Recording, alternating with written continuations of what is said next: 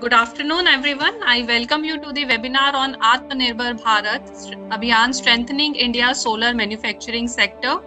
This webinar is organized by Exhibitions India Group and presented by Smart Cities India Expo. We have with us a very experienced panel and industry leaders to share their thoughts and insight on this important topic.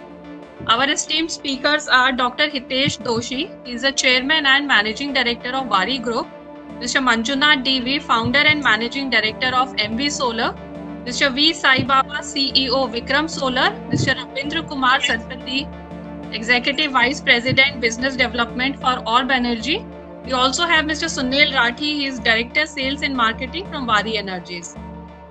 Session will be moderated by Mr. Santosh Kamath, he is a partner with KPMG, and this session is about 90 minutes and the question will be taken towards the end of the webinar. I'm handing over the session to Mr. Kamath. Over to you, sir. Thank you very much, Aarti, and a warm welcome to everyone to this webinar and to this very important agenda today before us. We have a very esteemed panel, as Ms. Aarti has already mentioned, and people who have actually worked in manufacturing industry and have been veterans in the solar industry. So who better than to hear from them on what the country needs to do.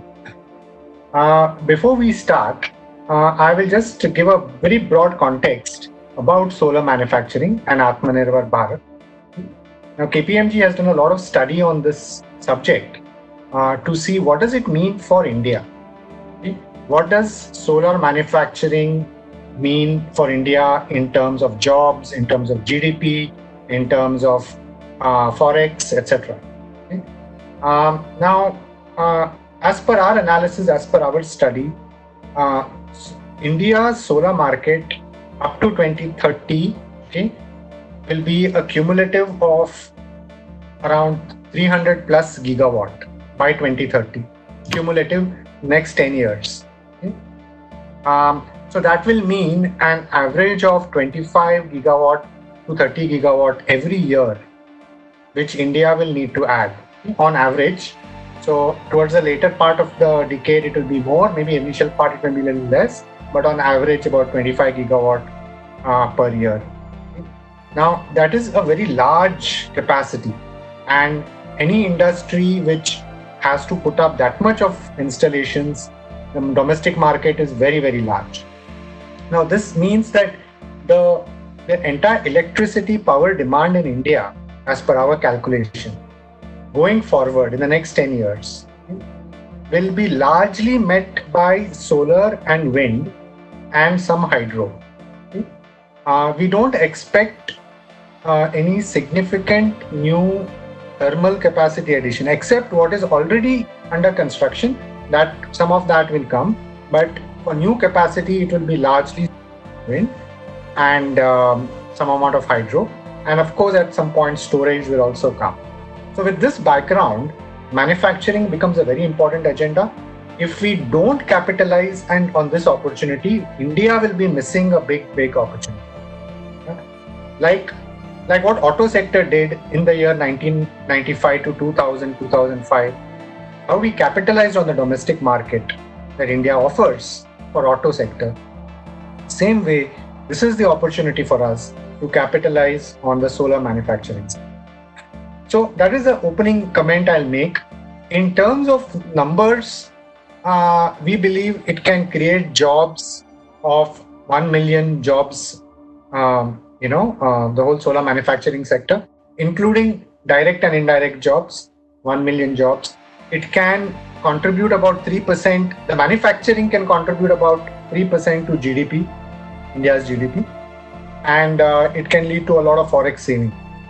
Now, obviously for this to happen, we have to be globally competitive. We have to be a competitive industry, and we have to encourage exports from India, not just serving the domestic market. We also have to do exports, and we have to be competitive. So with that context, I will start the discussion. And Dr. Doshi, if I can go first to you, and you have been the veteran in this industry, started Wari Energies into manufacturing. If you can just share with us first your experience so far in manufacturing. Okay? How did you find the experience? What are the difficulties you faced?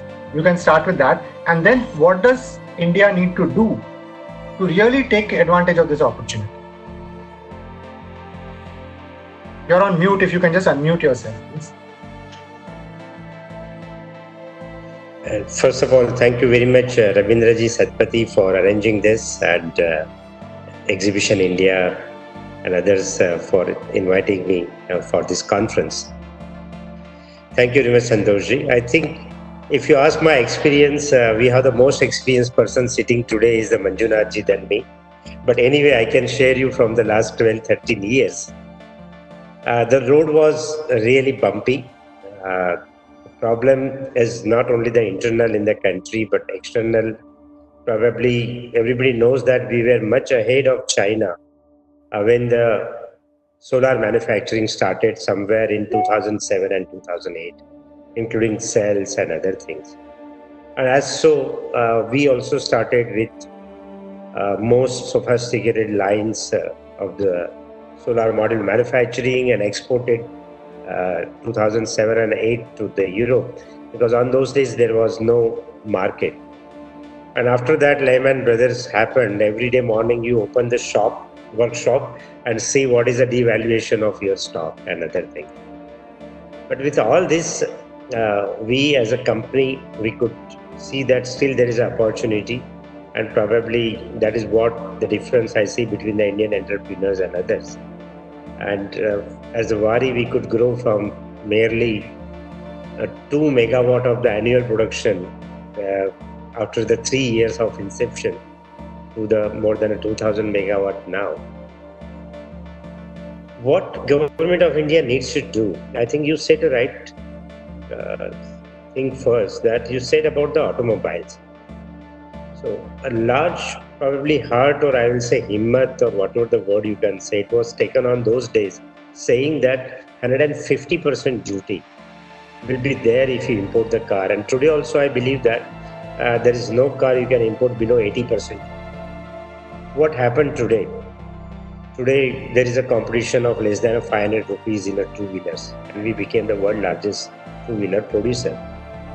Similar thing I am thinking for last 10 years. I am 10 to 11 years. I'm saying that we were ahead of China one day, and now in 4 years they became much more bigger world's factory. And for that, one strong decision needs to be taken. How we stop China, number one. Number two, what China has done, which we could not do here. It is all the policies, support to the manufacturing. Manufacturing was always considered the core industry, which provides not only the employment, but that keeps the money in system. I always tell that if I import a 1 megawatt of the modules, close to 1.5-2 crores gone out of the country. If this 1.5 and 2 crore rupees stays in a country, in my rotation, they will keep on paying me taxes. They will keep on earning on that 1.5 crores. And not only that, they will keep on increasing the employment in the country, and which will last for last 10 years. And some of my friends says that we are not importing the solar panels, we are importing a 25 years energy, like we are importing the oils. So, right manufacturing support, if we want to be a competitor to China, then whatever the Chinese are supporting to the industries, that needs to be done. It may be the rate of interest, it may be an entrepreneur spends today more than 30% of his time, for which he is supposed not to be. We hardly have, Santoshji, less than 2% entrepreneurs in the whole country, right? And if they are spending more than 70% of the time, which they are not supposed to be, it may be one permission or one GST refund or anything, right? How we can compete China? We cannot. The last thing comes to the supply chain and working together between the different departments. So still we have the big world markets by saying so, and there is a lot of countries who has a very good barriers for the Chinese products. Coming back to the technology, how we can compete to the China, I think at least top 3 manufacturers in country are exporting more than 20% of their production to the developed countries in United States or Japan or to the other place. So that way, we may be a little bit lag behind 2 or 3 months to them, but end of the day, we are at par with them technology. We are able to supply them, and we are exporting 20% of the production. If you look to the balance sheets of 3 or 4 large manufacturers, so worldwide competition, I don't see a problem. And we need to think as a manufacturer now, as a country. We had been doing for last 10 years. I am also have a small projects, and you know that in last 10 years, what was the first PPA draft? What was a payment security mechanism to this level? So there was a huge travel happen in the development side, power generation side. I think now this development needs to be happen on a manufacturing side. Sure. Thank you very much for those remarks. But you made this point about supply chain. So why hasn't the supply chain developed in India? Why do you think it has not developed? The entire atmosphere, right from the toys or pencils, we have created that if we import, it is easier. And so all the raw materials, some of the raw materials we use in solar, we export the raw material and we import a processed product from China or other countries. And since the manufacturing was never considered as a core requirement of the country, in my opinion, in last 10 years, not only in solar. I will give you the simple example. We use an aluminum frame, which we use in millions of meters for the buildings in our windows channels. The same frame with little bit quality requirements we use in our solar module.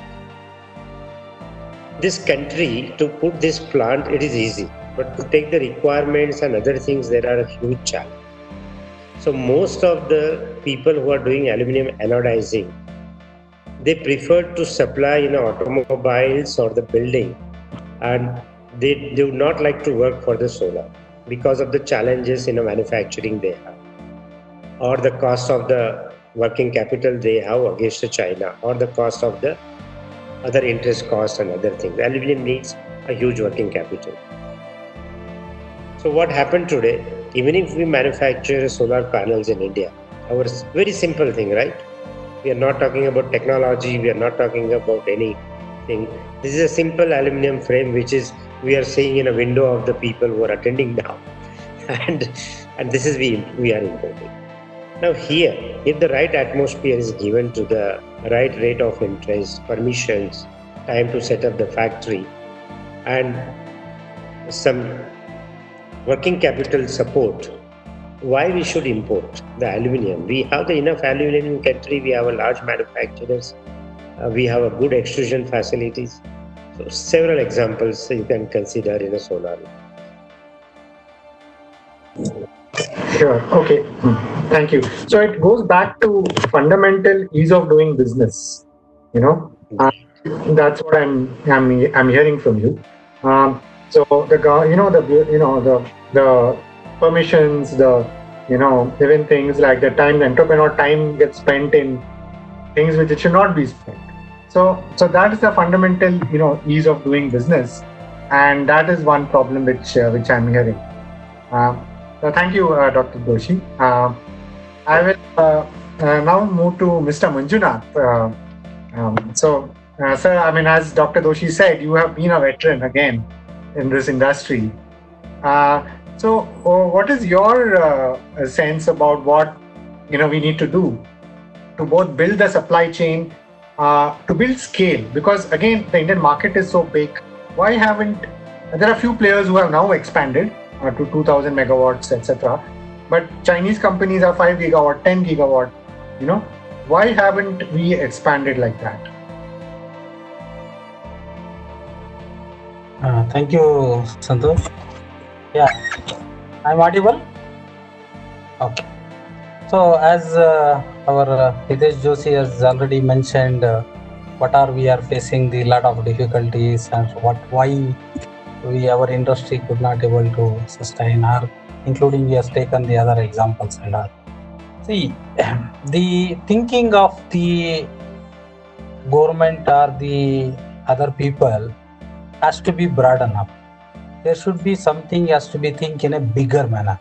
Yes, you rightly said this. There is a requirement of 300 gigawatt by 2030. So for that, what is our thinking has to be today? That thinking is not there. Whenever there is a thinking is there, then it goes in a different directions.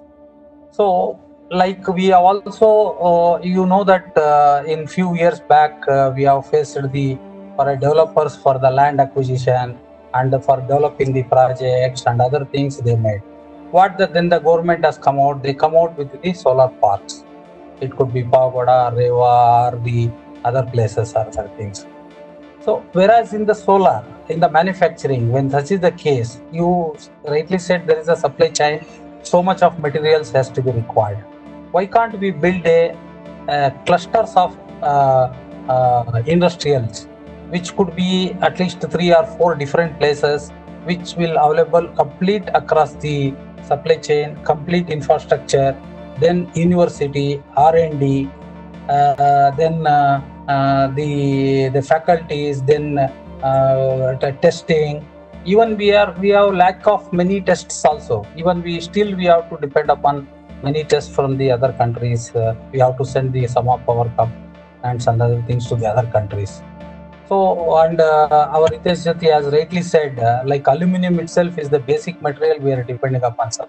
If you go to the EVA or Tesla people, they will also say, for my raw material, I have to once again depend upon the other country. So there is no end, right? If you go to the any product, still we are dependency in the other countries for importing. And the policy is very important, which need to be done and which need to be like it has to be done, right? It is not like because of I done the policy, we have given the target, and so it by pressure or by doing something, we should not reach into the level that on the last moment we need to achieve the target. Target has to be done with the smooth flow, right?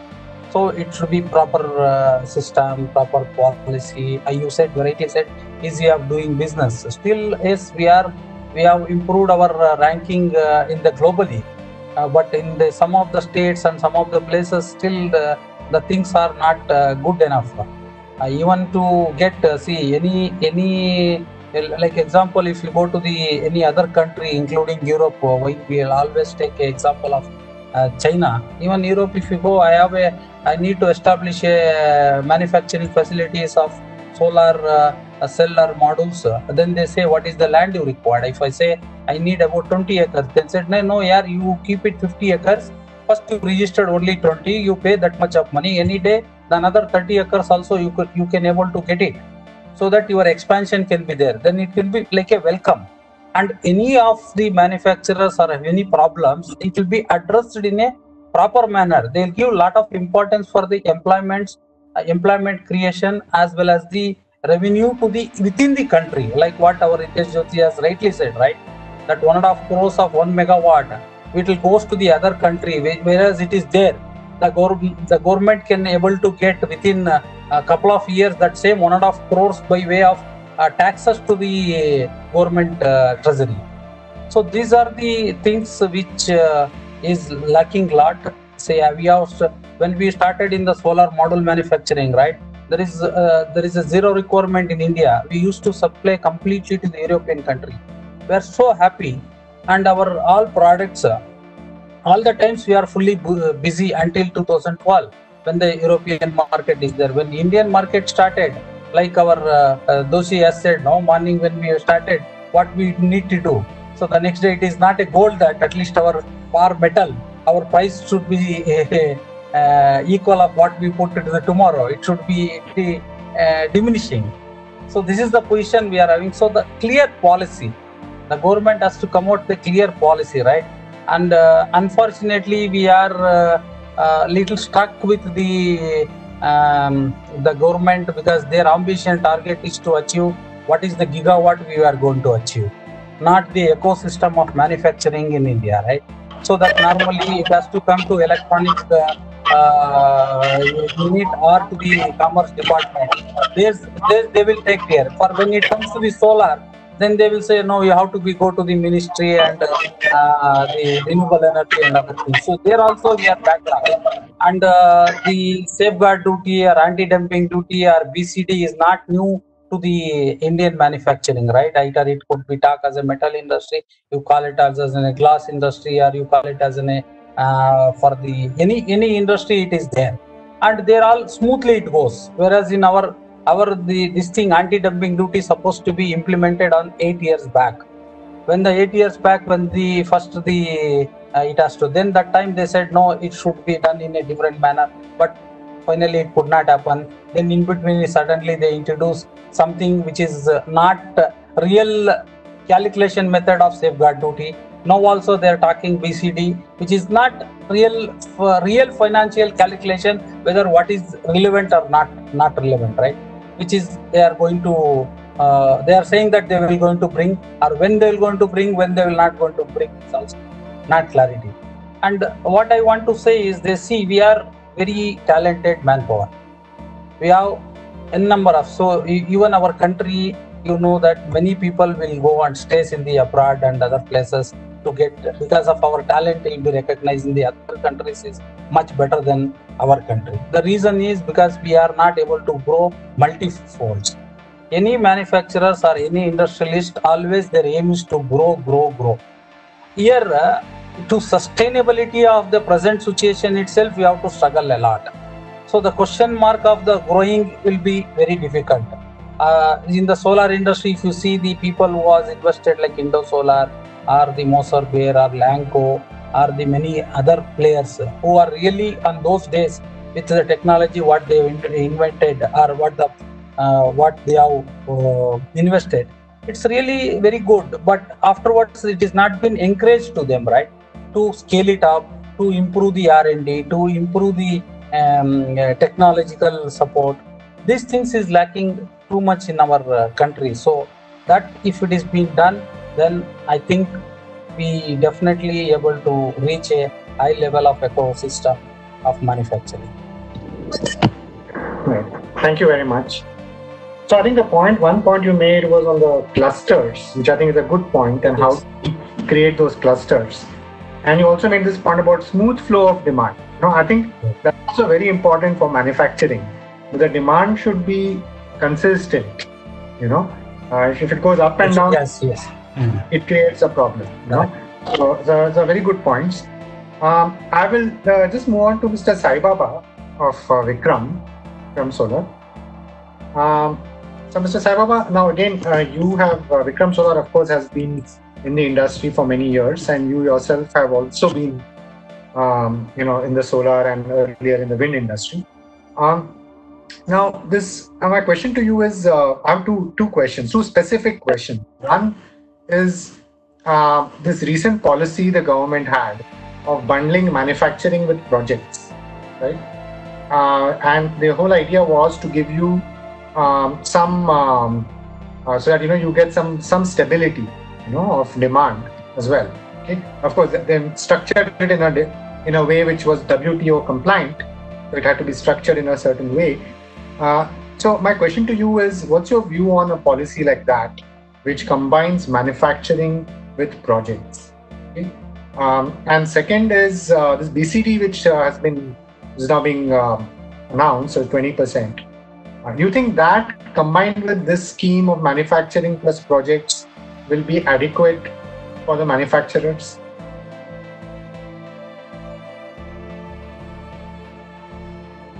Mr. Sai Baba, you're there? Can you hear me? Can you see me?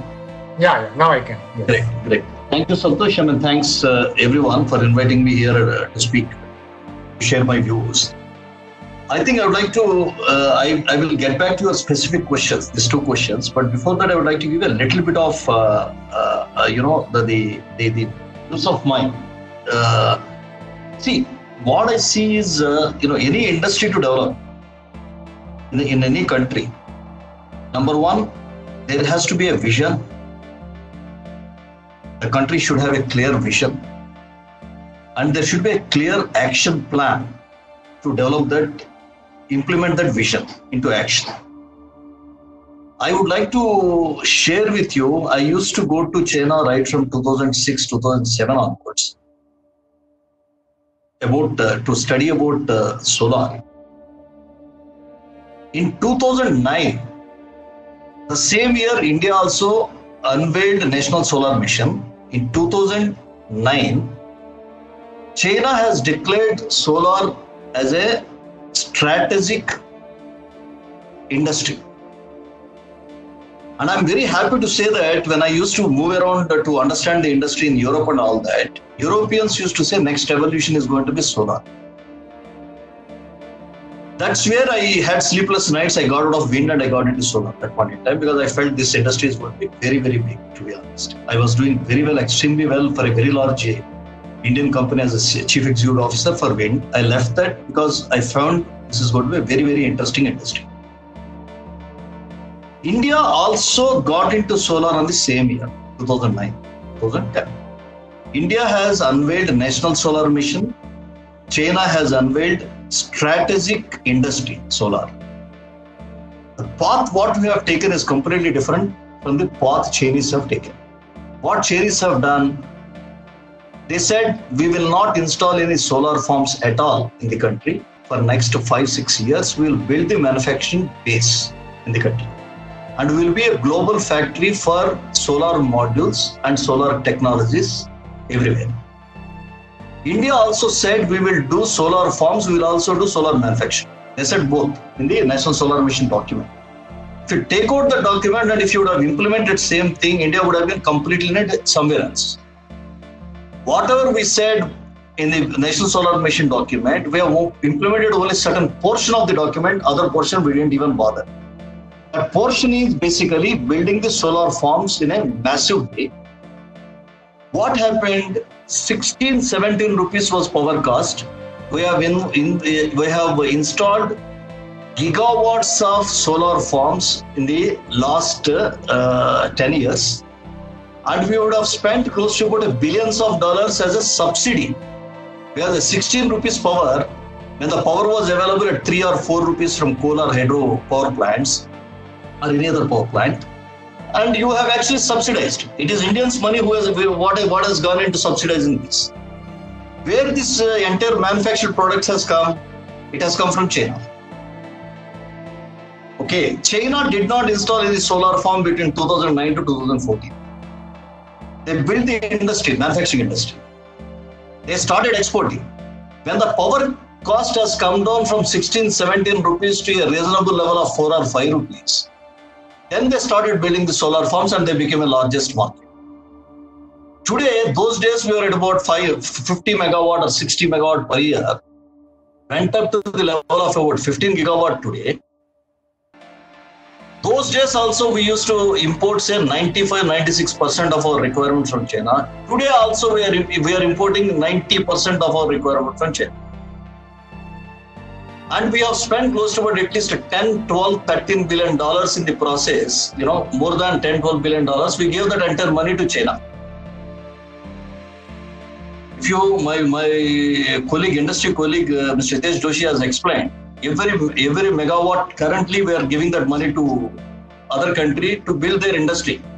And those guys are coming and fighting with us in our borders with our own money, to be honest with you. So there was no political intent to develop manufacturing in the country. There was a vision. And it is very pleasing. If you take out the document and read it, it is very, very interesting. But we are not implemented. What happened? A couple of companies have, as an entrepreneurs, got in. Like, for example, Motherbase of the world. I mean, actually, if you see, my friend Ravindra Satpathy, who is here, is a veteran in solar right from Tata BP days. I think probably Indian manufacturing capacity was much higher. We had BELs, CELs, of the world, Bharat Electronics Limited, Bharat Heavy Electricals Limited, Central Electronics Limited, all of them were there. And we had cell technology, we had module technology, we were making small ingots and wafers in the country. Tata BP is in existence for 30 years, but they are never scaled up, they are never grown.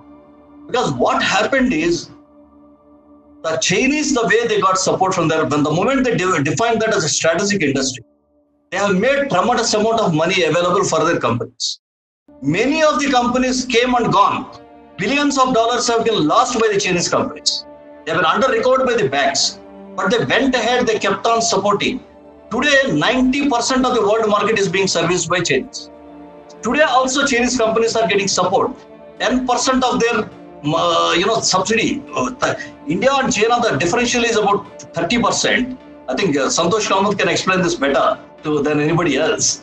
30% differential. Out of that, 10% is mainly because of the under recovery of their loans from the banks, under recovery of loans from manufacturers, because they've taken that as a strategic industry and supported. Okay?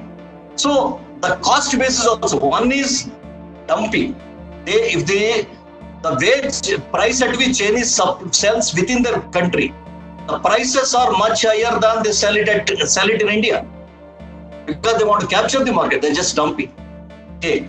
How an Indian can compete? Indian manufacturer can compete with a China government? It's impossible.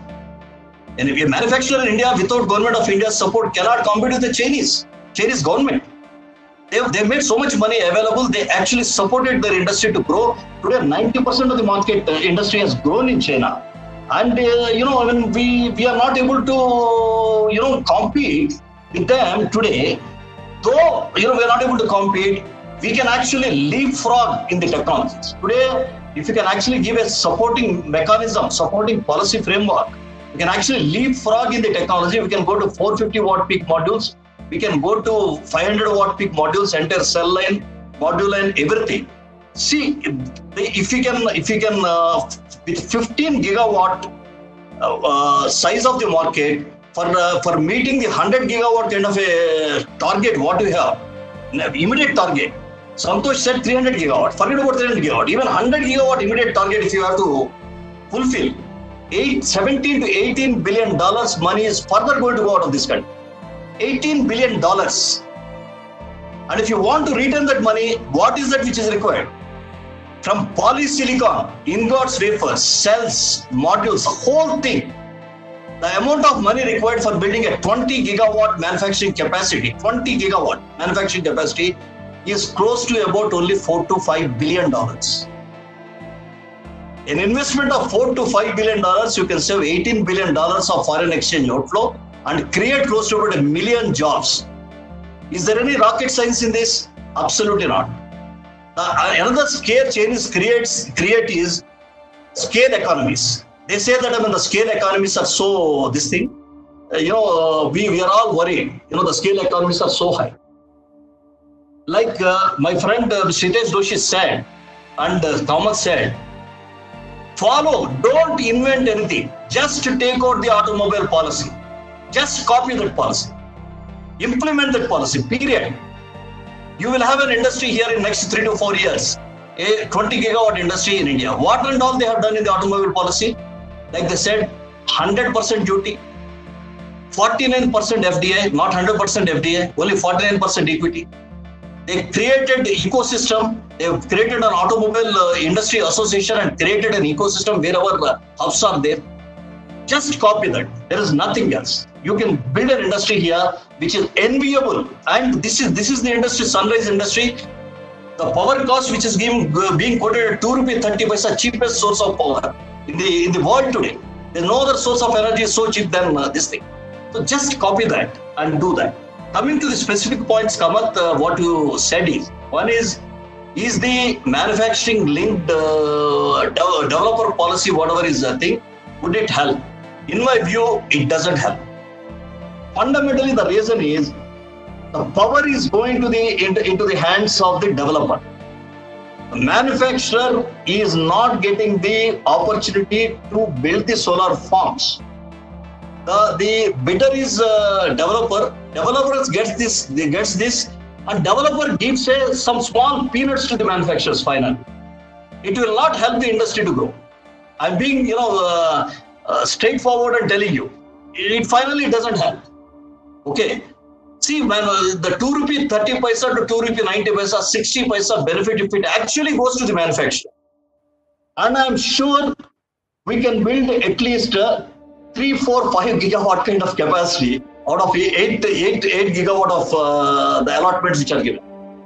Manufacturing capacity you can build out of that money which is the spread which is available. But unfortunately, that money will not go. The developer will say, okay, I'll give you 26% equity.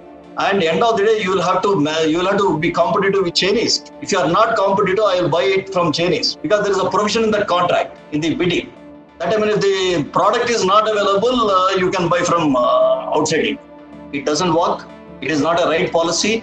You should have given the rights in the hands of manufacturer.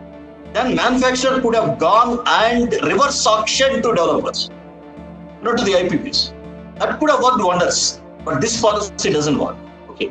Now coming back to BCD, yes, BCD helps. Okay, but not at 15-20% kind of a BCD level.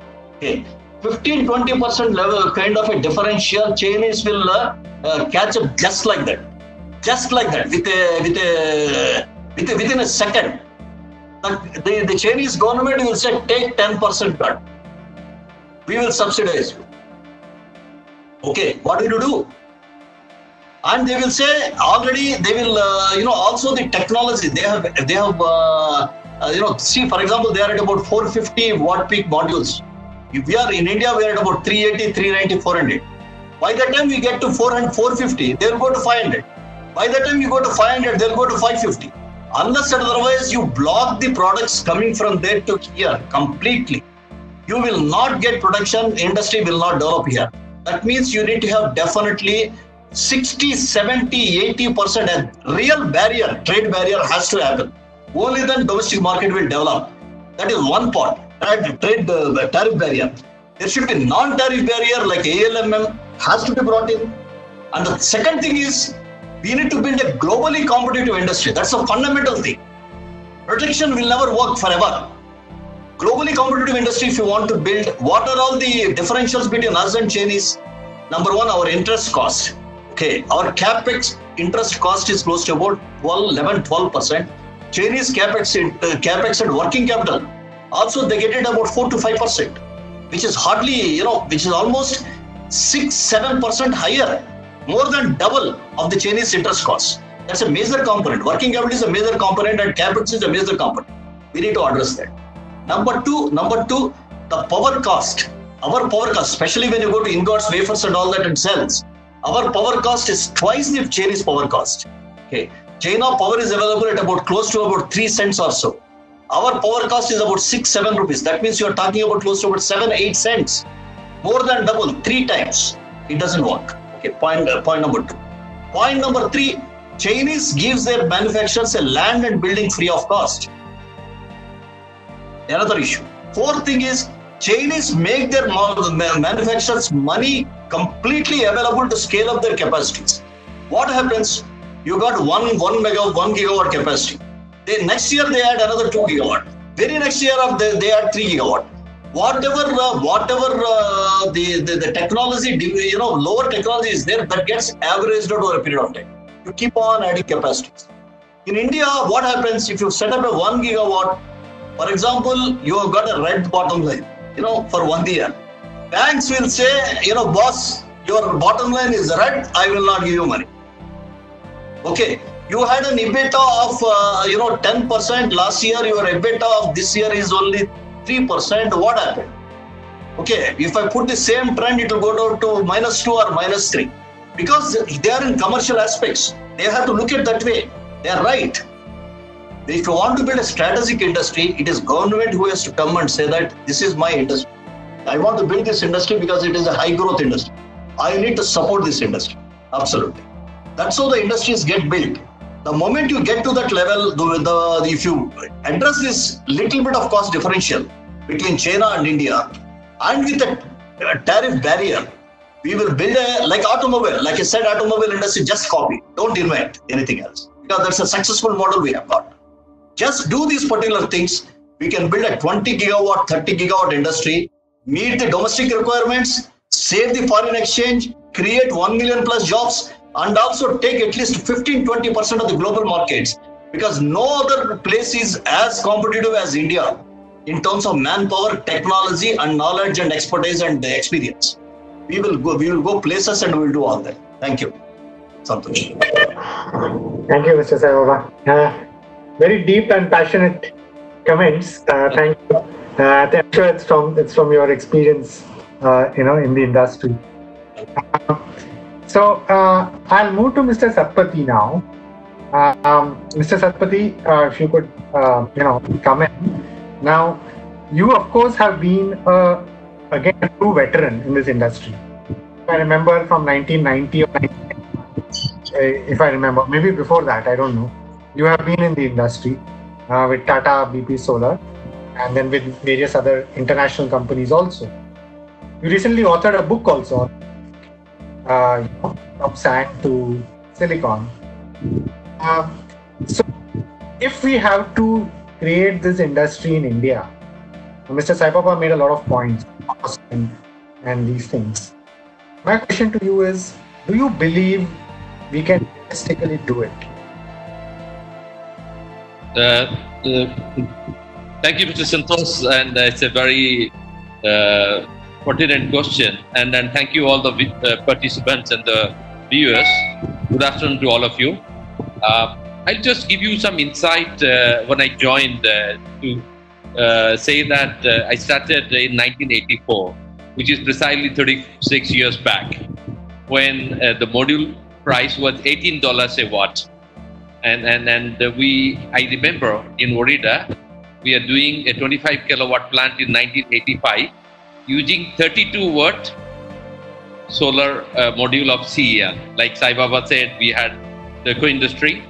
And when I moved in 1990 to Bangalore, we were the first few to start Tata BP Solar, Tata Power, now Tata Power Solar. And I remember our first year turnover was 1.75 crores, 1991. And we had only 5 power plants. So if you see the eco-environment which has happened over the time, we had the National Solar Mission in 2010, and then we had the target of 20 gigawatt, and subsequently it has been revised to 100 gigawatt, 175 gigawatt for renewables, but 100 gigawatt for solar. So the environment we worked initially, and there was a manufacturing environment, like rightly Sai Baba said, we had cell and module. And what has happened? We had also technology. We had technology from NPL, National Physical Laboratory, GL were there, BHEL were there, and REIL. And there were 1 or 2 public sector companies like RES, Renewable Energy in Hyderabad, and Tata Power Solar, backed by BP. And then we have a lot of technologies. Ultimately, I agree with Sai Baba that what the Chinese did, they first gave the preference for manufacturing eco-environment, and they grew the manufacturing. And I'll give you that example, what happened and how they grew and how we fall back and what we could have done. And I go back to, I'll not tell so many other things what we did before. I go back to 2007 and when Reliance started looking at complete value chain of polysilicon, it was 2007. I joined them as the president CEO of the solar business, and we did a lot of survey, and we in fact employed a engineering company to build a 5 gigawatt facility. At that point of time, it was 12,000 crore. The investment talked about it, and we did a blueprint. In fact, lands were acquired, and as Mr. Sai Baba said, the major cost is in terms of power and electricity, if you want to start from polysilicon, and also source of quartz. In fact, I had done a detailed survey of quartz in Odisha and in Andhra Pradesh, and we tested the quartz quality, and they're as good as in terms of the requirement of polysilicon input. They're very good. So we have a lot of input available in the country. So what we have gone wrong is that, come 2008, we had a financial crisis that prevented the companies not to invest, reserve the cash for the standard businesses. And then at the same point of time, when Chinese were building up and India was building up also capacities, all of things, so we didn't do it because of the financial and other parameters, what happened that time. And Chinese never looked back. In part of the crisis, they went ahead. And I remember the capex cost at that point of $100 a kg for the polysilicon. And I had the task to do it at $70 a kg. I went around the world and then looked at manufacturers. At that time, only GT Solar, the only polysilicon Siemens reactor manufacturers, and they were dominating and they're dictating terms. And you recall that point of time, the polysilicon prices were the normal agreements were being done between $100 to $140 a kg. And spot prices were anything $250 and so on. So people thought it's a really big investment, and around the world, Walker Chemie and everybody else invested, and other countries invested. But somehow we didn't take it off. Although we knew that India is a tropical country and we have our own market at the background, we don't have to guess. I mean, I heard he's saying about that we're exporting is true. I'm glad that our products are being accepted, but we have so much market at the backyard, we don't have to really go outside and sell it. I asked one question, that if I go and ask a developer, will he buy from our friends from Sai Baba or from Wari? Will he place? And the other day I heard a Chinese manufacturer telling that I just got a 100 megawatt order from X and Y developer. So will he give this order to Mr. Sai Baba? And Sai Baba will feel confident. Yes, I have got this 100 megawatt order. Then I'll back up my manufacturing. So it didn't happen. There is a kind of belief within our own developers that when you buy a module from outside, we are buying for like oil for 25 years. Why not the same confidence we did with our own team? We have seen the companies like Indosolar, Mojibur, and Lanco Solar, and so on, not taking up their ambitions, although all of them wanted to really go for the technology and many things, and they're struggling in terms of their finances and the support they expected. I'll give you one reason.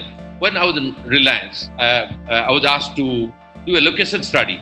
As you can see, India, which was we preferred India, but I did location study in all the continents, in US, in Africa, in Middle East, in Southeast Asia. I went to Malaysia. I met MIDA, Malaysia Industrial Development Agency. They have one building. It's a 29-floor building where everybody's located there. You want to know about that? I need to recruit 1,000 people. Immediately, they said, okay, we'll give you a blank permit of, not designation is required. We'll give you visa for so many years to so many people, Indians and so much local. They told me that. Then comes Tanega. Then I need to buy electricity. So Tanega is there. Around the table, there are 30 people sitting. Same building, they're all there. So they told me, we'll give you electricity if you come to this state, because this state has their tariff, we'll give you so much states. Then there comes the water authorities. They told me, we'll give you water. I mean, how much water we need. I explained how much water we need for our 5 gigawatt plant. Then came the land people. All 5 states offered me different land right in the outskirts of KL. They told, we'll give you a flattened land. We'll build a quarter for your people. See, imagine, I've gone for a 2-day meeting. I had all the data in my hand. I met all the people. I got all the confidence. And then what could I have done?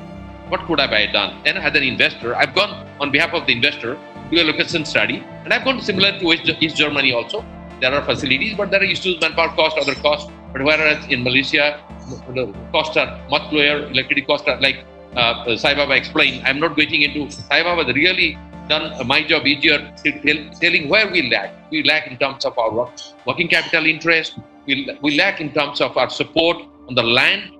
We need to get. Yesterday I had minister for MSME saying that why not you go to Bharat?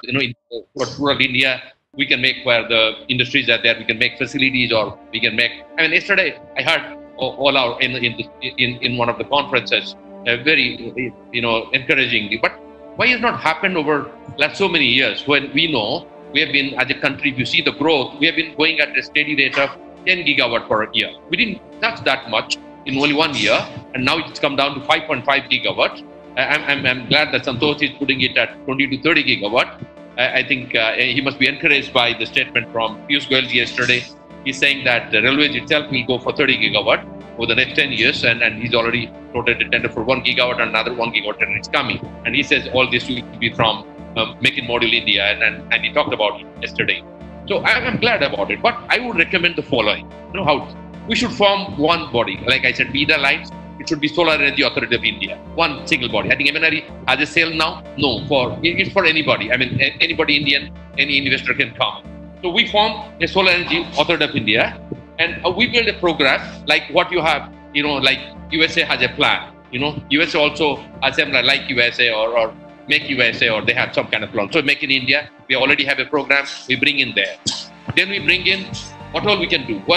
We build them. We build like we are doing a solar park. So we should have a manufacturing park. So all the infrastructure will be built by the government and all the ecosystem. I know. Suppose they start with module, then I need glass to be made, or Borosil is doing, but we should do it. And I would recommend 4 5 gigawatt units, one in east, one in west, and one in north, one in south. So module being a voluminous unit, every time we see when the module is being sold, what prevents a buyer not buy from a company in south to a company supplying in north, the transportation cost comes down 25 to 30%. So there where the supplier in south, the manufacturer, cannot be competitive. So we have 5 gigawatt factory starting from polysilicon. Like Sai Baba says, we are today spending $18 billion at the outflow of the total money in terms of the imports we are doing in the module. So we keep that money with us, and I'm glad that Renew Power has come back and they have announced some investment, but not. I would request them to get into complete supply chain and go for start from, if not polysilicon to begin with, start with ingot, wafer, cell and module. Then it moisture. Otherwise, again, will be at the hands of other suppliers for the other part of it. Look, be it wafers, be it ingots, or be it polysilicon. I think if you are to be Atmanirbhar, which is the theme of this talk today, if you are to be really self-reliant, then we must get into all manufacturing aspects, complete value chain. And as I said, we should form a new authority completely, which will be able to enable land. I talked about it, land in terms of all consistent and load to the manufacturers. Any other incentive we talked about. I mean, I agree with Sai Baba. We should follow the model of auto industry or similar industry, or what's happening in other parts of the world, like US, how they promoted their own US industry when US industry, TV industry was running into difficulty when there was a lot of give and try.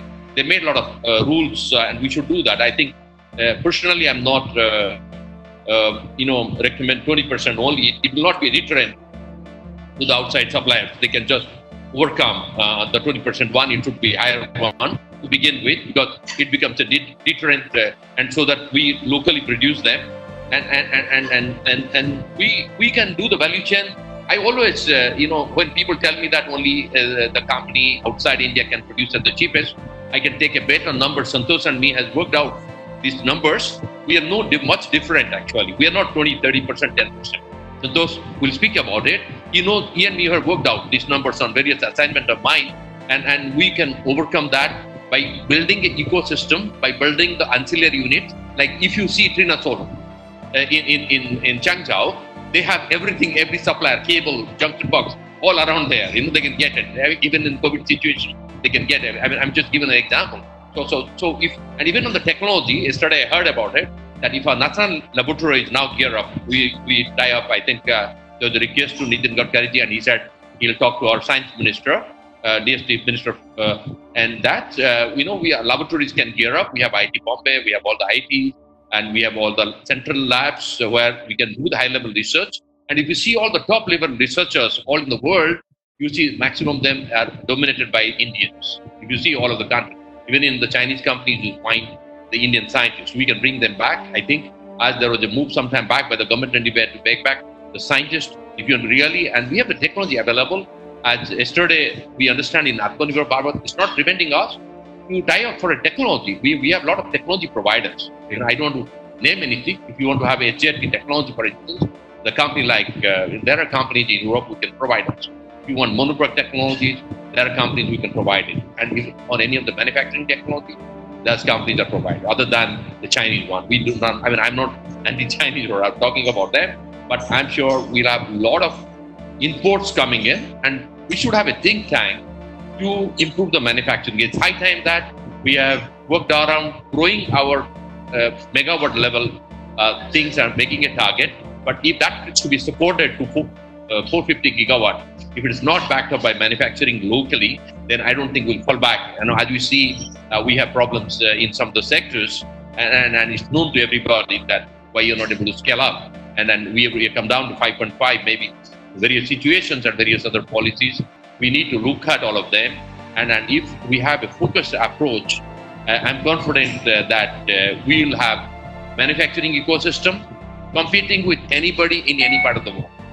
I think our people are capable enough. Sai Baba and we can come as a team and we can guide anybody free of cost. I'm telling you, I'm offering free of cost service. I've spent 35 years in the industry, that we can build this ecosystem and we can bring best of the technology. And I said we'll be at par with technology or better than the technology, whether somebody produces a 600 watt module. And personally, I've demonstrated a 500 watt module last year. So we can do that. And I think technology can be done. And the lead time for this, to doing any of the technology, if you do want a cell plant, it can be built less than a year's time. And only the wafer, ingot and polysilicon plant will take around 24 months. There are ways also to minimize the time frame. And if you take a 2-year time target, Santosh, you're talking about 3 years, or Sai Baba told about 3-5 years. No, I think all of us are impatient, and we are hurt by our outflow of and it's hurting our economy. $18 billion flowing out of, and we could have that same dollars within us. And I'm glad Santosh talked about the employment we can create, and all of us are looking, and I'm sure the government is looking at creating employment, and this will be a biggest employment generating sector. Sorry, Santosh, it will longer time, but that's okay. That's okay. Thank you very much for your comments. I now want to just move to a very practical sort of question, to all of you who are in the industry. Okay? What is your immediate expansion plan? Okay, and I'll put that to all, to Vari, MV, Vikram, Mr. Satpathy. You can also comment. So, what is your immediate expansion plan? Are you excited? Will you expand? And also, if you could just quickly talk about the investor appetite. Are you able to raise money? Are people willing to give you money for this investment? So maybe starting with Mr. Rathi from Vari. If you can unmute yourself, please. Thanks, Santosh. Okay, we have an immediate plan of 2 gigawatt additional manufacturing in module segment, and also we are entering into the cell manufacturing. Will not be able to tell you what is the number of gigawatt we are entering into the cell manufacturing, but yes, it is a few gigawatt additional into the cell manufacturing. Before I continue on this side, okay, I have some submission. On all the panelists said, okay, one of the things which we are missing here, one of the big thing, okay, we produce a quality product, we are competitive, we have reached to this, we have already started enjoying the economy of scale, but the perception of developer is not changing. Where we are lagging is even today when some developer comes and say to me, are you be able to meet the Chinese quality? It really kicks me out. Okay, I feel what is it talking about? Okay, when I started in 2010. Okay, with like a 3 kilowatt to 5 kilowatt of order I used to close. From there, a 300 megawatt plus single order I'm closing. Internationally, we have been accepted. All the big like you talk about CA, you talk about PI Berlin, they rate us at par with the Chinese manufacturer. But our own people, okay, our own developer do not have confidence on domestic manufacturing. With this approach, okay, whatever government come up with various schemes, okay, we want them to buy not because of the compulsion, but because we are giving them the at quality product at competitive price. The way the growth of Waaree is not because we are dependent only on the Chinese domestic requirement. We realize this fact that we cannot grow if we are only focusing on DCR market. So we encroach into the Chinese player, and I thanks one of my best developer, Maitra, who trusted us at the first time to give 140 megawatt, where he could have a choice to go with the Chinese, right? Or I would not say who could buy anything from the imported, but that opportunity has given us that opportunity has given us a thought that why can't we think to be as competitive as Chinese, okay? May not be matching their dumping price, but yes. And worldwide, we have been able to sell a large quantity. So this mindset needs to change. On an investment part, okay, definitely. And there is one more point which I really want to put up to the panelists other also. Since 2010 until today, government was only focusing on the cheap power. Nobody has thought of the energy security. If you look at the amount of money government is going to spend, okay, and whatever drive we are talking about, 100 gigawatt, 200 gigawatt, or maybe 300 gigawatt, can we be dependent on another country to drive our project? If you look at the employment, other things will come later, but the entire drive of government was focused only on the cheap power and not thinking in the other part like a job or employment, foreign exchange, outgoing, wasn't into the focus. The manufacturing was never been a focus. I'm the one who can tell you, because last 10 years I'm into the domestic, very closely associated with all the developers and customers, everybody, okay? So I think that there is a time for even our customer to change their mindset. A buyer has to also think that, okay, it's not Chinese product is good, okay, Indian manufacturer are at par or maybe the better. And this you can rate. There are the places where tier 1 panels are put in.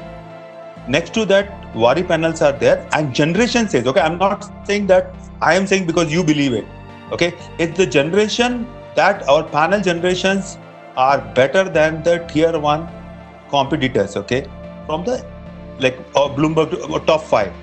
So that's where I want to put in that we really need to change the mindset of developers, end users, where they start believing that domestic is better than buying a imported, okay? It's not always imported is good. When we always say Chinese product is not good, the solar industry is the only place where everybody says that Chinese is a good, okay? This is like a different industry altogether, but that's the truth, okay? We have an immediate plan of 2 gigawatt, okay? And this was in plan for a long time. We consider that Indian industry will give us a lot of opportunities and consistent opportunities market share. In addition to that, we think that world is a now market for India, because everybody is looking for the alternative supplier, because of the first lockdown in China has pushed all supply chain people to rethink that they cannot buy everything from one country, and they cannot risk their their projects by buying one from one country. So where they do go? Okay, where do they go now? Alternative source for them is India, and this is a good opportunity for my all colleagues to focus internationally also now. And I can tell you that India can become another global manufacturing hub for solar. Okay, it's just a willingness, because if we get a visibility of order within the country, then we can talk about 50 to 60% of manufacturing for a country, as well as because of the economy of scale, we will be more competitive in the world market. A minor support for export can change the entire scenario for the company. Okay, that's from my side. Sure. Okay. Sai, you want to come in? Can you unmute, please? No, I completely agree with the Sunil Rathi, what he said, and other team. I mean, everybody. I think the everything depends on whether we want to do. We really want to develop the manufacturing in the country or not, or this is again an eyewash, what we had last 2010 and 2011. Okay, it's very nice to pick up some political themes, and say that we want to develop this, we want to develop that and all that. When the heat goes away, then you forget everything. No? See, you asked what are your plans for increasing capacity? Okay, we have got very good plans. We are planning to do close to about 3 to 5 gigawatt kind of a manufacturing capacity in next 3 to 4 years. But let me be honest with you. I want to be cautiously optimistic. Please underline the sentence. Cautiously optimistic. Because unless and otherwise we see there is a clear-cut vision and action by the government that they definitely want to protect Indian manufacturers out of this dumping by the competing countries. Okay. If you build a manufacturing facility and if you put only 20% BCD, tomorrow the Chinese or XYZ will match that and start dumping. You'll have to shut down your plants here. Right now, since we got close to about 1.2 gigawatt, we're able to export some 30% of that outside India. We are able to, our quality is accepted outside India better than Indian developers. To be frank with you. The who's of the world, the largest developers in US are welcoming. Please come and sign a framework agreement with us because we don't want to develop, we don't want to depend on Chinese alone. But Indian developers, we will have a suspicion that the Chinese modules are much more better. But we know what happens with Chinese modules. You get the best price, okay, but if you don't control the quality, there are many of the IPPs who the recent ones, the old ones have learned their lessons. But the recent ones we have got in, and many of them are from investment banking background. They don't understand what is solar, what technology, what quality and all that. They are just keep on going to the tier 2 and even tier 1. If you don't supervise the Chinese manufacturing, each and every component, today morning you went and checked, by evening, when you go out of the place, night production BOM is completely different. You wouldn't even know. Those modules, if you install, and you'll start knowing after 5 or 6 or 7 years what's happening. By the time you go to the Chinese manufacturers after 6 years saying that you are giving me 25 years warranty, that company would not have been existed. I understand that. I have heard that. What I'm saying is basically this is what is happening with the Indian developers, actually, to be frank, without knowing. Yeah, no, I think the developer mindset, I we are cautiously optimistic. We want to build 5 gigawatt, as what you asked. Right from ingots, wafers, cells, models, the whole value chain. Provided we are confident that we will get the required support from the state to access the domestic market. Okay. And our standards can be checked by the government of India by the best laboratories. All 4 or 5 manufacturers who are present here, all of us produce the best quality modules in the country. Probably our modules are better than many other modules in the Chinese side. Actually, Vikram, we have got 3 years continuously best quality module with global certification as the best module among all modules in the world. Okay, same thing with Waaree, same thing with other manufacturers. If we get the domestic market, we will build the capacity. Sure. Before Mr. Manjunath, I'll just request if the attendees want to ask any question, they can put it in the Q&A window and we'll pick it up from there. Yeah, Mr. Manjunath, if you can comment, do you have plans for expansion and how do you see the capitalizing environment? Santosh, as already said earlier, unless there is going to be a clear policy and demand forecast properly, so there's no real meaning of saying that, okay, I will do 2 gigawatt or anything. Yes, as a manufacturer, I'm eager. I will definitely want it to be increase my capacity. There is no limit. Why should I have to keep myself as a limit? The demand is to be there and a clear policy. So that's what I wanted to say at this stage. Okay, sure. Mr. Satpathy, what is your sense? Will your company invest? And second is, do you think any of the big guys, industry houses in India will come forward? Will they invest? Okay, I think as our company, we have to wait and watch what the policy is about and what's the eco-environment, because you have to compare apple to apple. Like if other countries have got so much of benefit in terms of intervention of interest, in terms of land, in terms of electricity costs, and so many things, and on the facility creation, and then we'll definitely look at and we are looking at as a company, and as everybody said, our module also is very. We have also got the best quality of module, and we may not have the big quantity of produce, but what we produce is one of the best quality in India, at par with any of the world manufacturers. We can compete, and we have we have all the time inspection every 6 months by PI Berlin, and then we got a lot of other quality systems, and we get it tested by the Indian labs or whatever required. But we are and by German labs, so we are par with any of the at par. But as regards other coming up, I'm sure if government, I propose something, and I'm sure Sai Baba has said something. Mr. Manjudanji has also talked about few things, and Hitesh also talked. I think if government is someone from the government is listening to us, and then we can do some recommendation.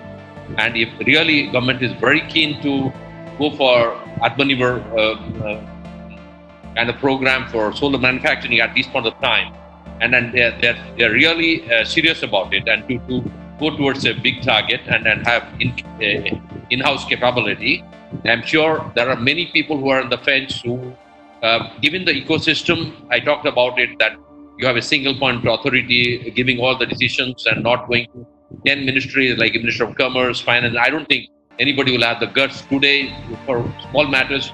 Although we are saying the business is doing well, but I think we need to improve upon that and make investor. See, there has to be investor confidence in going for his investment, and he must get the return. There are two things he's looking at. One is that there's an enabling environment, an environment available. He doesn't have to run around, and there's a quick decision making. And third is he gets a return on what he's doing, and he is able to compete with the likes of the world.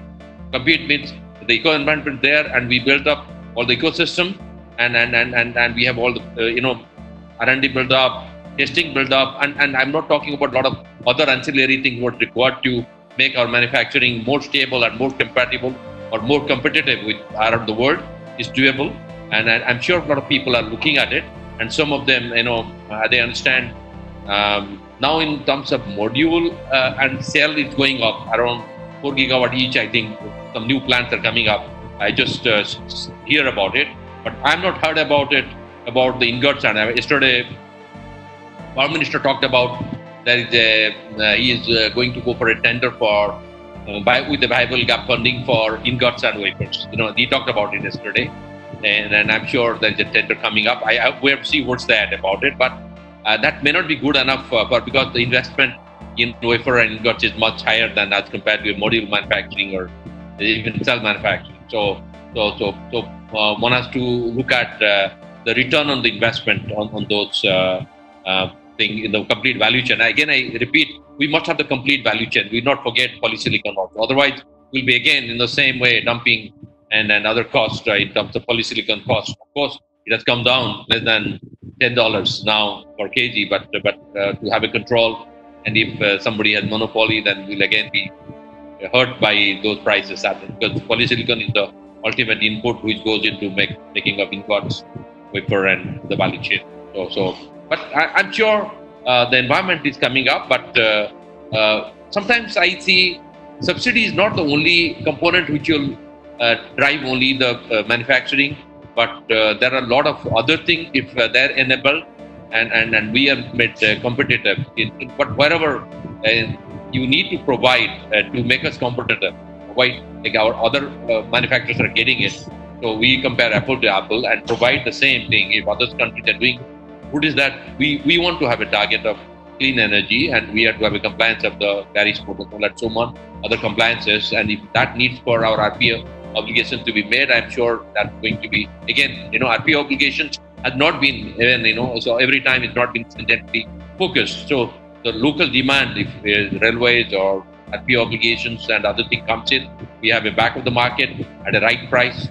I don't see any problem. A lot of other new investors coming in and setting up shops. Great, thank you very much. Let's pick a few questions which have come in the Q&A window. One question is on technology, and there are questions being asked on, are there non-silicon based technologies which are also likely to come? And also there's a question on next generation thin film technology. Mrs. Satpathy, you would like to answer? You have been in the technology. No problem, I can do that. Yeah. I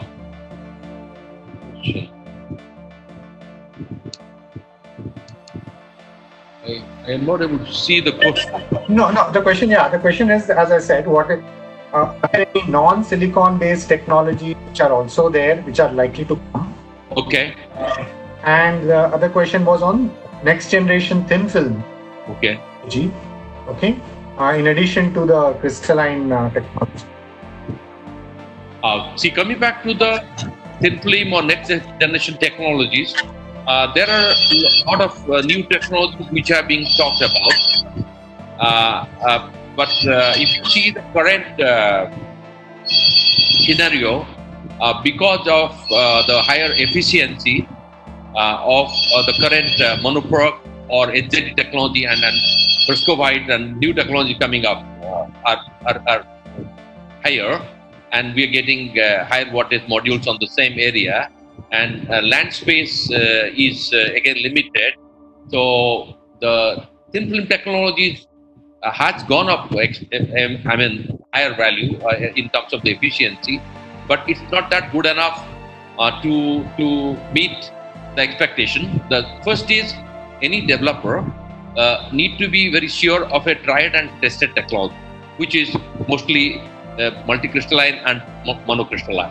So that is why they're going for it, because they are betting on a 25-year generation. Their calculations on ROI.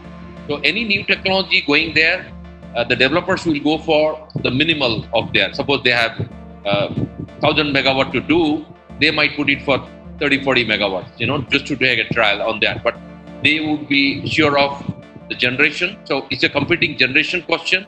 Ultimately, the generation from a plant decides the ROI and availability, and also at the same time, the area requirements on the new technologies. If at all, some of the competing technologies are good, and definitely there are manufacturers who are going for it. Currently, like we are going for bifacial cells, but still in India, nobody has used them. Whereas I see very large plants coming up in the Middle East and a couple of other countries coming up. So we have also not adapted, and bifacial will not be giving what promised 10 to 15% additional generation using the two phases of the module, not yet done in India. And it will be only specific to certain states. The study has been done, so we have to wait and see, and it's expensive at this point of time. And see, all the time, Mr. Santosh, the technology is dependent on the cost factor. What are the costs, like cost per bit, dollars per watt or rupees per watt peak, and the area there, the generation, and the reliability of the product. Reliability means it should have a long-term reliability and no lab reliability, because today there are no accelerator tests available which can give you predict 25 years for this amorphous or new thin film or new technology-based solar cells. That's what I reckon today. But I'm sure if some of the accelerator tests are done and proven to the developers, there will be some minimal application, but currently, it is at a very less than 5% of the total world requirement at this point of time. So it is the block in the developer's mind to go for this large-scale deployment. I don't mind going for off-grid applications or smaller rooftop applications. So you have to see a niche segment for the technology and treatment of that in the technology. I can say generalize for large downscale, it will be difficult at this point of time getting through. But for off-grid and rooftop, it could be selectively tried and tested. and one can look at the feasibility and the cost economics, and I'm sure there will be some deployment.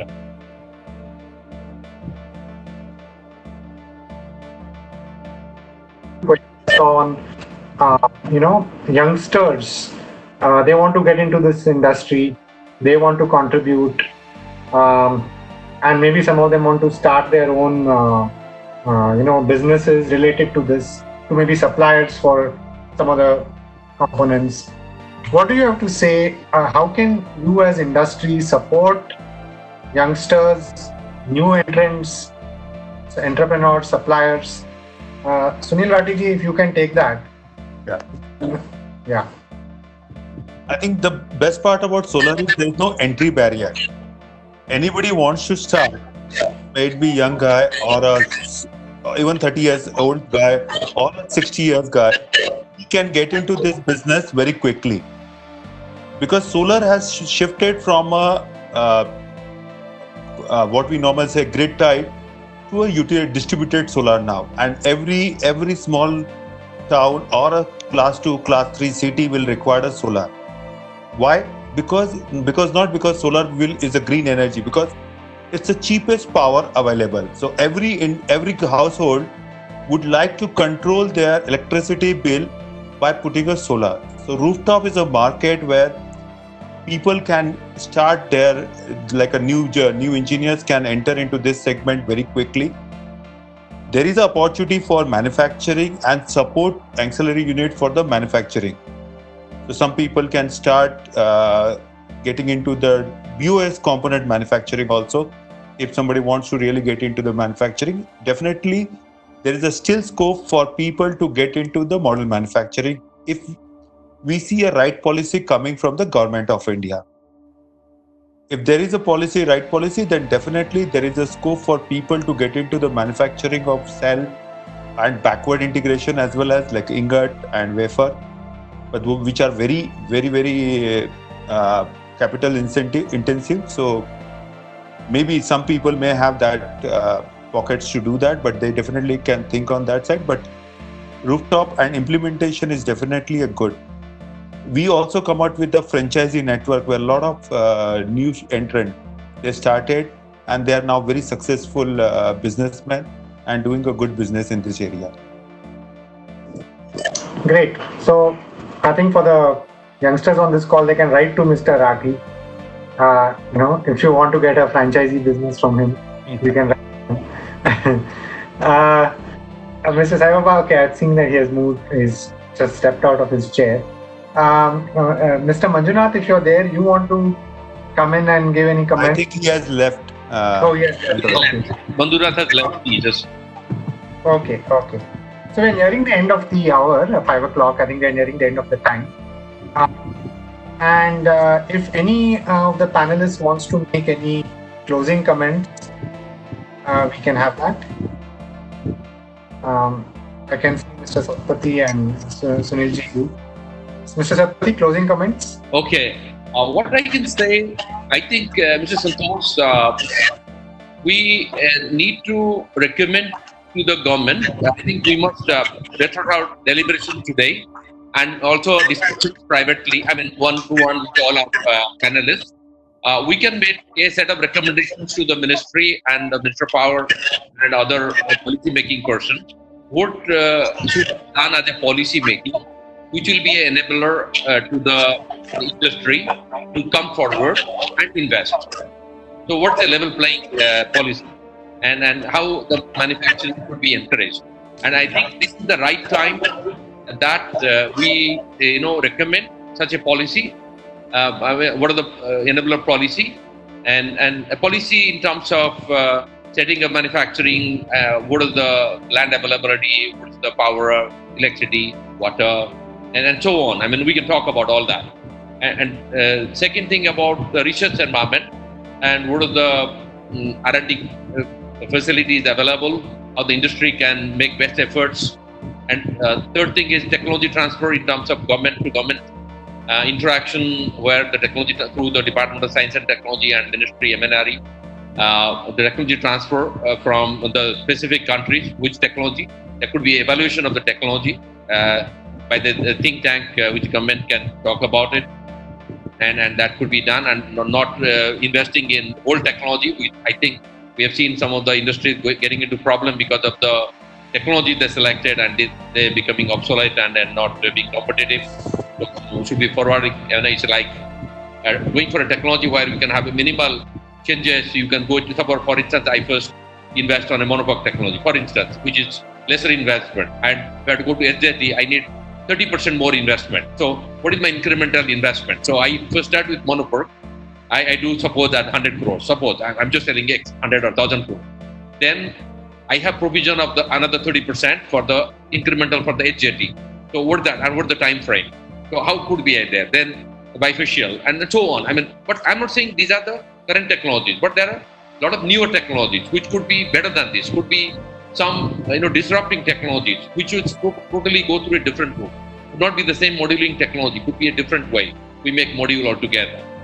We are making cut cell module. We could be making differently. So technology front is one thing. Other thing is that the building of the confidence of the developer. Sunil talked about it. Even Sai Baba talked about it. Even Hitesh and Manjunath ji talked about it. Why does the Indian developers do not place a 200 megawatt order or 500 megawatt order whether on our own suppliers who can do it, and they can invade? And Sai Baba said their modules are the best in the world. I know about what he said about it, and others are not there, and I'm sure others are also making similar one, but also can be supplied, and why is not? So how to build in a confidence between the developers, not just making a local content or compulsory, but it is by willful buying. That could be a point there, and there are a couple of other things we can talk up in offline, and we can talk. As Sai Baba has come back, he can tell his views, and thank you very much, Exhibition India and Santosh, for the opportunity given to me to speak my mind, and I think Sai Baba and Sunil can talk about wrap up next. Thank you, Santosh. Thank you, sir. Thanks very much. Yeah, we have come to the end, and I think it's almost 5 o'clock. Sai Baba, anything you want to say before we close? I have a final submission, Santosh. Yeah. For Atmanirbhar Bharat, okay, which is the topic today, okay, I suggest BCD, only BCD is not going to work. It has to be combined with HGD. BCD and HGD should have a visibility of at least 5 years. Then we should also look at a change in the mindset. Atmanirbhar Bharat, only government cannot help. It is about even the people who are using that, they need to change their mindset and insist for the Make in India panel. Government has to create an ecosystem, and the investor or the manufacturer has to look beyond the model manufacturing now and create an ecosystem. Otherwise, again, energy security will be in the risk. Government may have to come up with the export benefit, which will ensure the bigger market rather than just depending on the domestic market. And the people who really wants to come into this industry, okay, I suggest this industry has at least for a decade, okay, we see this industry is going to boom and will further grow because solar is the cheapest power as on today. Every other power has to beat this price or meet like a solar parity is something which is the lowest right now. Now every other energy has to meet solar parity. So I see a big growth in this industry going forward, at least for a decade or maybe more. Okay, and thank you very much for giving opportunity to speak. I give it to now Sai Baba to conclude, and then we finish. Yeah, that's good.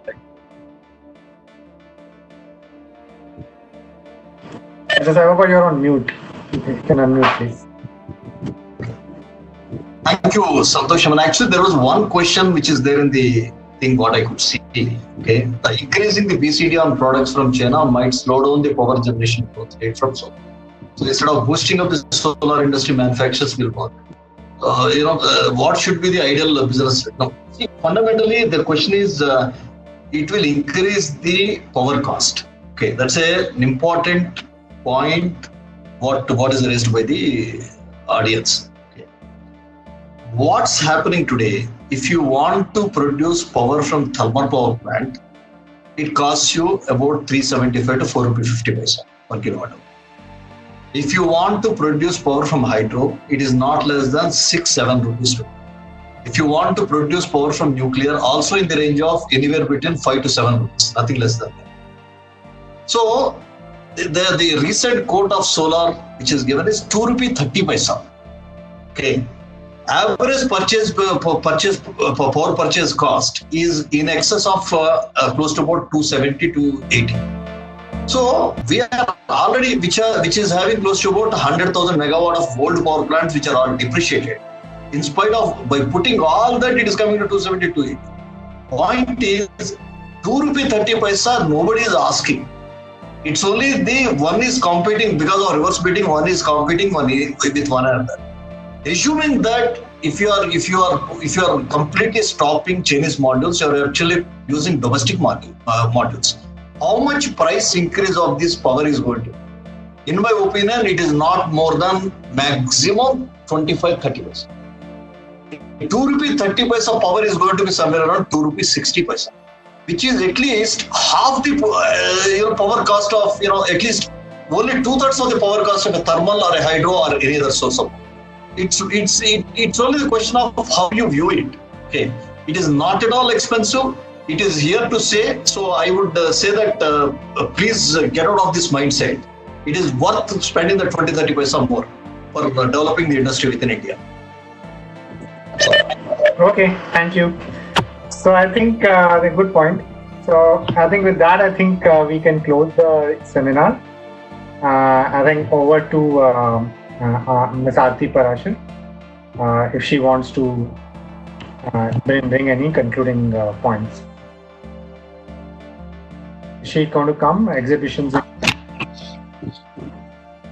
So thank you so much, Mr. Anupam, for moderating the session very well. I think the discussion was very fruitful. We still had many questions pending, but in the limit of time, I think we had tried to address many questions. Thank you, Mr. Sai Baba, for your time. Thank you, Mr. Rathi. Thank you, Ravindra sir, for your time. Thank you very much. Look forward to host you on some other platform also. Okay.